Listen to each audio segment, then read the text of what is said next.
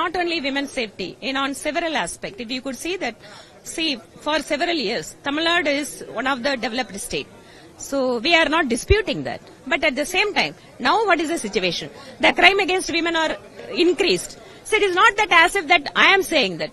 So it is from the National Crime Bureau records. All those records are available.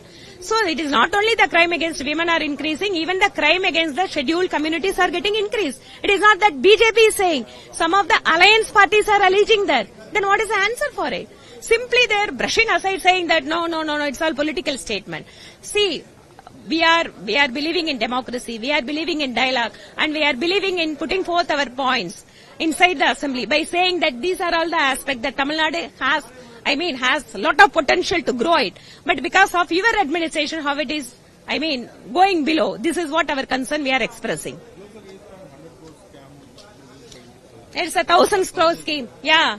Because I was saying that you are giving 1,000 rupees for a women, and at the same time your government is doing some scam for 1,000 crores in TASMAC, but for which the concerned minister has answered that the enforcement directorate has conducted a searches with an unrelated persons or the companies, and also without an FIR they have came out with a statement like that he was alleging that.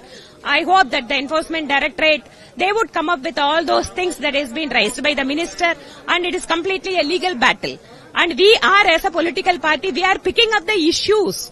Okay, so the minister has to understand that it is not that BJP is saying or the BJP MLA is alleging that there are 1,000 crores of scam.